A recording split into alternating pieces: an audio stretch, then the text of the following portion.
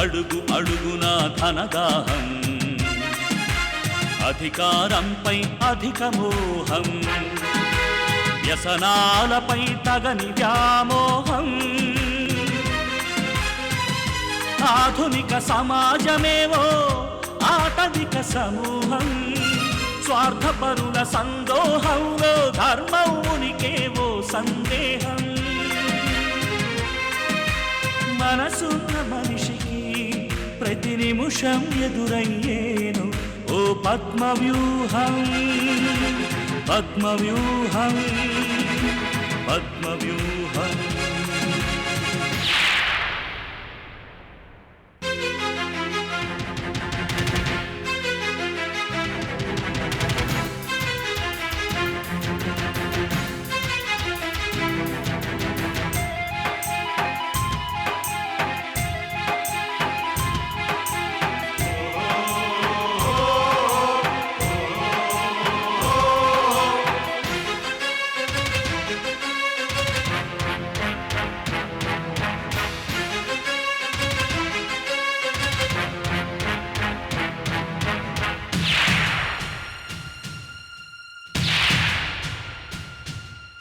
ప్రతి కదలిక వెనుక ఓ లాభానికై చింత, అవసరం లేకుంటే అరక్షణమైన నిలువరు నీ చెంత. ఇది కన్నీటినే వేలం వేసే కసాయి సంత, ఇది కన్నీటినే వేలం వేసే కసాయి సంత.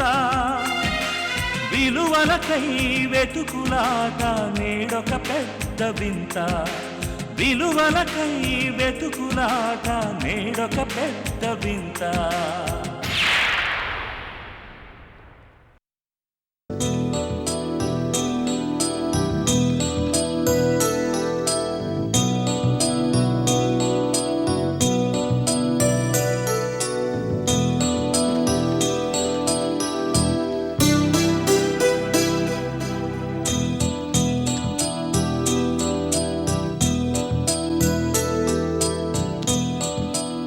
Thank you madam.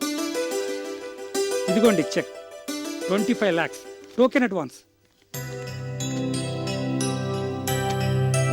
Okay madam, all the best. Next వీక్లో మళ్ళీ కలుస్తాను. See you madam.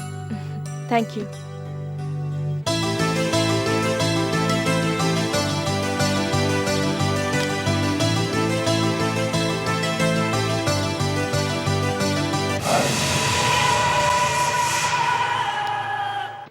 Congrats, Suvita. Thank you నాన్న. Really, it's an achievement. And at the same time, it's a challenge also. అవును నాన్న. మరి సైన్ చేసే ముందు టర్మ్స్ అండ్ కండిషన్స్, స్పెషల్ క్లాసులు జాగ్రత్తగా చదివా? 1కి 2 సార్లు చదివాకే సైన్ చేశాను నాన్న. ఎక్స్పర్ట్ క్వాలిటీ మెయింటైన్ చేయాలి, ఇదో ఇంపార్టెంట్ క్లాస్. మరో ముఖ్యమైన క్లాస్ ఏంటంటే ఇన్ టైంలో మెటీరియల్ సప్లై చేయాలి, అది మస్ట్. లేదంటే కాంట్రాక్ట్ క్యాన్సిల్ చేసే హక్కు వాళ్ళకుంటుంది. అదే జరిగితే ఆ నష్టమంతా మనమే భరించాలి. ₹1 కూడా వాళ్ళు కాంపెన్సేట్ చేయరు. అలాంటప్పుడు రిస్క్ అవుతుందేమోనమ్మా. ఏదో ఒక స్టేజ్లో రిస్క్ తీసుకోకపోతే కంపెనీ డెవలప్ అవ్వదు నాన్న. ఎక్కడున్నావో అక్కడే ఆగిపోతాం. కాకపోతే దీనిలో మరో అడ్వాంటేజ్ కూడా ఉంది. ఏంటమ్మా అది? క్వాలిటీ వర్క్మెన్షిప్లతో మనం వాళ్ళ స్టాండర్డ్స్ని రీచ్ అవ్వగలిగితే ఫ్యూచర్లో మనకే ఫ్రాంచైజ్ ఇస్తారు. ఇంకా కాంట్రాక్ట్లో గొడవ ఉండదు. వాళ్ళ బ్రాండ్ నేమ్తో మనమే గవర్నమెంట్ తయారు చేసి అమ్ముతాం. వాళ్ళకి ఇంత అని రాయల్టీ పే చేస్తాం, అంతే. వండర్ఫుల్ సుహిత, చాలా మంచి ఆఫర్ అమ్మా.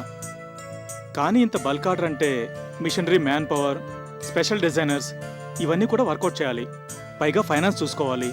అంతా ప్లాన్ చేశాను నాన్న. బ్యాంక్ లోన్ అప్లై చేశాను. ఇనీషియల్గా కొంత మెటీరియల్కి ఆర్డర్ ఇచ్చాను. ఫ్యాషన్ డిజైనర్స్కి కాంట్రాక్ట్ బేసిస్ మీద కాకుండా వాళ్ళ ఎక్స్ట్రా స్కిల్కి, క్రియేటివిటీకి ఇన్సెంటివ్లు ఆఫర్ చేశాను.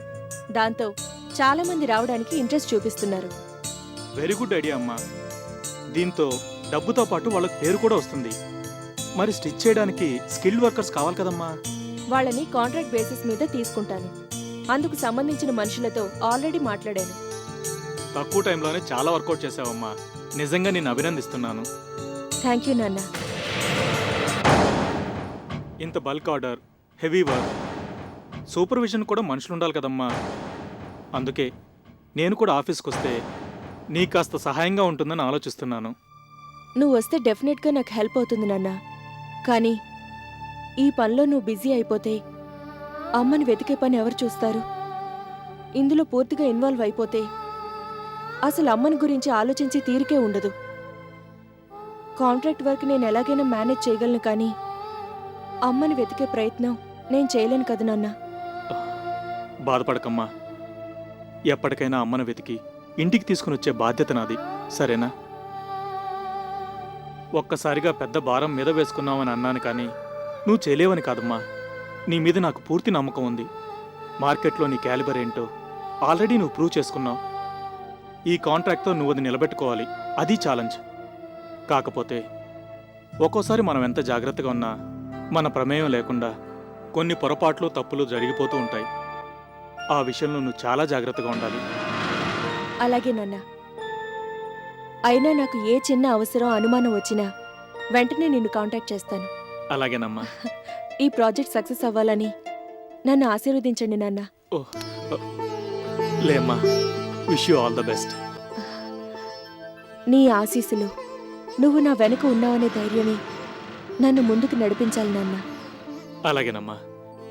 ఇందులో నువ్వు సక్సెస్ అవుతావనే నమ్మకం నాకుంది. God bless you.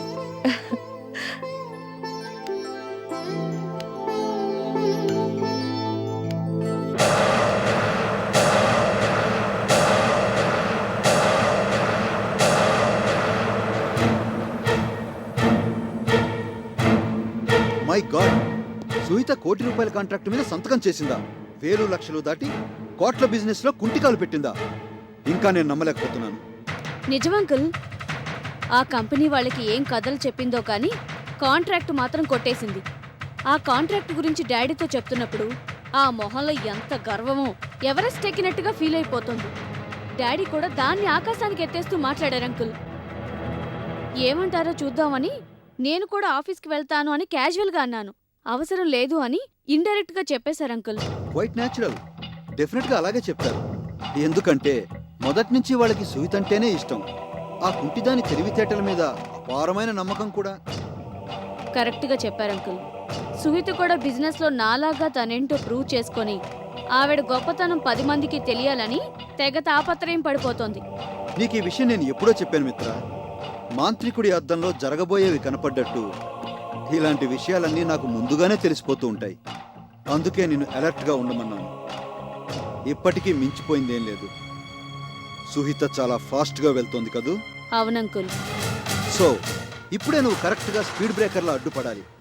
ఆ సుహిత అడుగు ముందుకేయకుండా అష్టదిగ్బంధనం చేసి పారేయాలి. సుహితని దెబ్బతీయడానికి ఇదే నీకు మంచి అవకాశం. Sure uncle.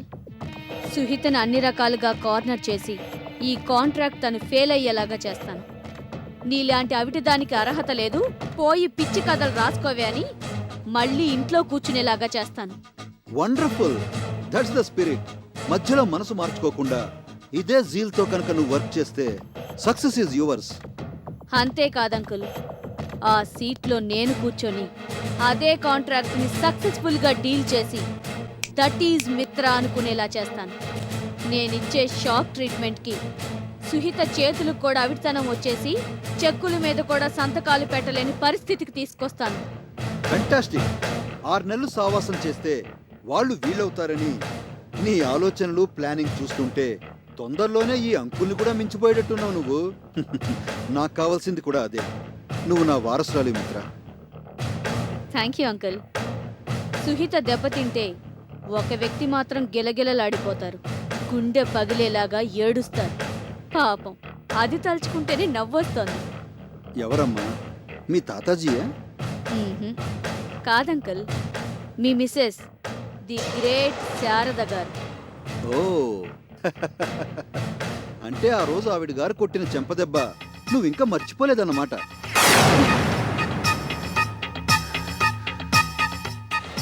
జీవితంలో మర్చిపోలేనంకుల్. అందుకు ప్రతీకారంగా ఇప్పుడు సుహితని బిజినెస్లో దెబ్బ కొట్టి శ్రీమతి శారద గారికి కానుకగా ఇస్తాను. Good morning sir. Good morning. రండి కూర్చోండి. పిలిచారట? అవును, మీకు గుడ్ న్యూస్. ఏమిటి సార్ ఇది? వేకెన్సీ ఉన్న జూనియర్ డాక్టర్ పోస్ట్లో ఒక డాక్టర్ని అపాయింట్ చేశారు. Very good. 6 నెలల నుంచి రిమైండర్స్ ఇస్తూ ఫాలోఅప్లో పెడితే ఇన్నాళ్ళకి శాంక్షన్ చేశారన్నమాట.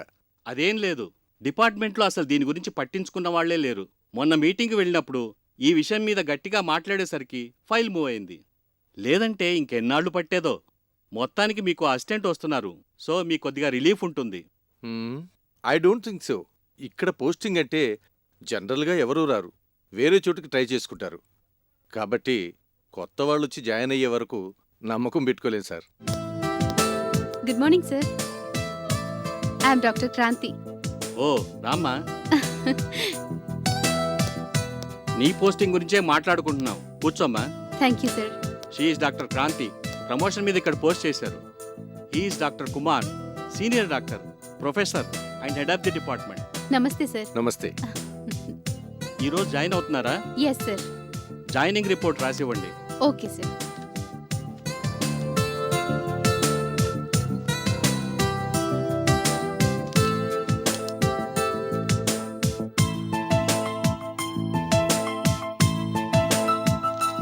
ఇదిగోండి sir.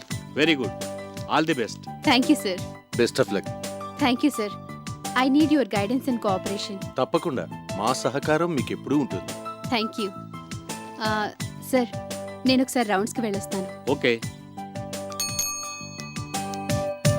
Yes doctor. Swapna, she's doctor Kranti. తీసుకెళ్లి వార్డ్ చూపించు. రండి మేడం. వెళ్ళమ్మా. Okay sir. మ్. See you sir. ఓకే.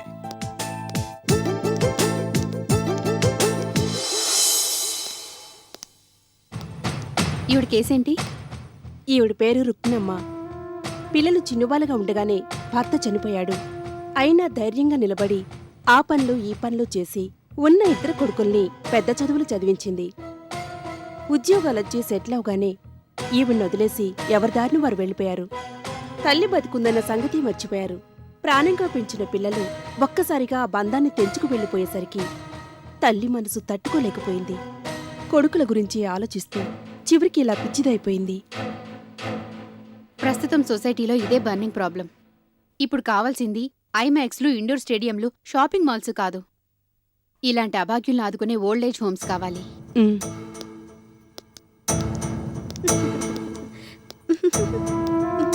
ఈ అమ్మాయి పరిస్థితి ఏమిటి? రొటీన్ ప్రేమ కథే మేడం. కాలేజీలో ఎవరినో ప్రేమించింది. అతను మోసం చేసి వెళ్ళిపోయాడు. ఆ షాక్ తట్టుకోలేక పిచ్చిదైపోయింది. చదువుకుని కెరియర్ డెవలప్ చేసుకోవాల్సిన వయసులో సినిమాల ఇన్ఫ్లుయెన్స్తో ప్రేమలో పడి ఇలా ఎంతో మంది జీవితాలను నాశనం చేసుకుంటున్నారు. ఇదో అంతులేని కథ.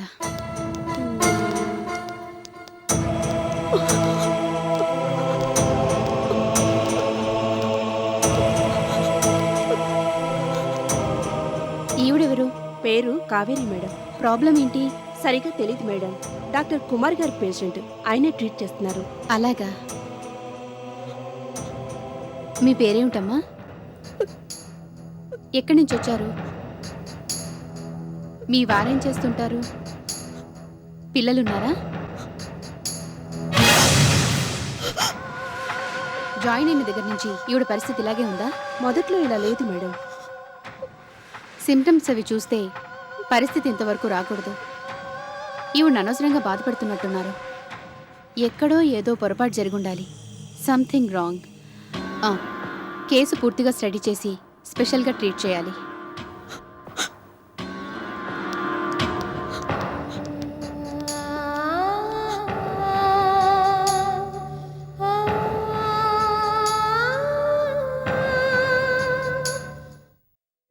సుహిత. కవితలాగే పేరు కూడా చాలా బాగుంది. తాతయ్య చేత కూడా చదివించాలి. చదివితే చాలా హ్యాపీగా ఫీల్ అవుతారు.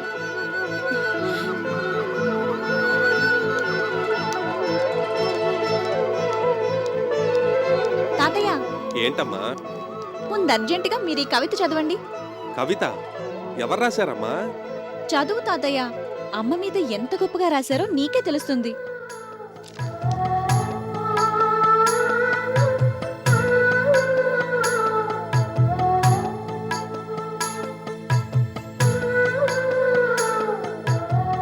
చాలా బాగా రాసిందమ్మా. చదువుతుంటే మా అమ్మే నాకు గుర్తొచ్చింది. నిజంగానే భారాన్ని మోసి నన్ను ఇంత వాణ్ణి చేసిన మా అమ్మని ఈ అక్షరాల్లో చూసుకున్నాను. అంతగా కదిలించింది నన్ను. అమ్మ మీద ఎంతో ప్రేమ ఉంటే గాని ఇంత గొప్ప కవిత రాయలేరు. అలాంటి కూతుర్ని కన్నా ఆ తల్లి నిజంగా అదృష్టవంతురాలు. నిజం తాతయ్య, నువ్వు నాకు పని చేసి పెట్టాలి. ఏమిటమ్మా? ఈ కవిత రాసిన రచయిత్రిని కలవాలనుంది. ఆవిడతో మాట్లాడి ఆ అనుభూతిని పంచుకోవాలనుంది తాతయ్య. దాందే ఉందమ్మా. ఇందులో అడ్రస్ ఇచ్చినట్లేదే. ఇవ్వలేదు తాతయ్య. ఏం పర్వాలేదమ్మా, అడ్రస్ తెలుసుకోవటం పెద్ద కష్టమేం కాదు. ఈనాడు ఆఫీస్కి ఫోన్ చేస్తే వాళ్లే చెప్తారు. నీకెందుకు, అడ్రస్ నేను సంపాదిస్తానుగా. నువ్వు తప్పకుండా వెళ్ళి కలుద్దు గాని. ఓకే? థ్యాంక్ యూ తాతయ్య.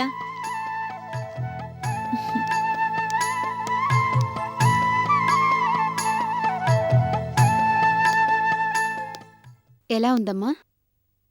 బావుందమ్మా. అందరూ కసిరేవాళ్ళు, కోప్పడేవాళ్లే కాని మీరొచ్చే వరకు మమ్మల్ని ఇలా సౌమ్యంగా అడిగిన వాళ్లే లేరమ్మా. మీరిచ్చే మందుల కన్నా మీ మాటలే బాగా పనిచేసి మా ప్రాణాలు నిలబెడుతున్నాయి. నా పనే అది కదమ్మా. సరే, నువ్విక్కడికి ఎలా వచ్చావు? నాకసలు ఏ పిచ్చి లేదమ్మా. నా మొగుడు డబ్బు కోసం రెండో పెళ్లి చేసుకోవాలనుకున్నాడు. అందుకని విడాకులిచ్చి నన్ను వదిలించుకోవాలనుకున్నాడు. దానికి నేను ఒప్పుకోలేదు. దాంతో నాకు పిచ్చెక్కిందని ఇంట్లో వాళ్ళని బయటి వాళ్ళని నమ్మించాడు. అందరి ముందు దొంగేడుపులు ఏడ్చి వాళ్ళ సానుభూతిని సంపాదించాడు. అలా కావాలని నన్ను పిచ్చిదాన్ని చేసి బలవంతంగా ఈ ఆసుపత్రిలో చేర్చాడమ్మా. అప్పటినుంచి నరకం అనుభవిస్తున్నానమ్మా. బాధపడకు, త్వరలోనే నువ్వు డిశ్చార్జ్ అయ్యేలా చేస్తాను. మళ్ళీ నువ్వు మామూలుగా ఆనందంగా బతకొచ్చు. బయటికెళ్ళి ఎలా బతకాలమ్మా? నేను తిరిగొచ్చానని తెలిస్తే నా మొగుడు నన్ను బతకనీడు, చంపేస్తాడమ్మా. అలాంటి భయాలేం పెట్టుకోకు. మీలాంటి వాళ్లని ఆదుకొని సహాయం చేసే సంస్థలు చాలా ఉన్నాయి. నేను వాళ్లతో మాట్లాడి ఎక్కడైనా చేర్పిస్తాను. ఏదో ఒక పని నేర్చుకొని నీ కాళ్ల మీద నువ్వు బతకొచ్చు. నాకు మళ్ళీ బతుకు మీద ఆశ కల్పించారు. మీకు చేతులెత్తి దండం పెడుతున్నానమ్మా.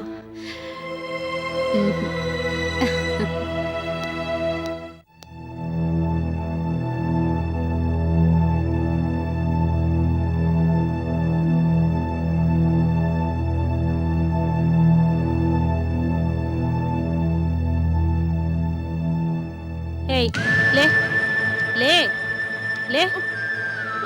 ఉమ్. ఉమ్. ఉమ్. ఉమ్.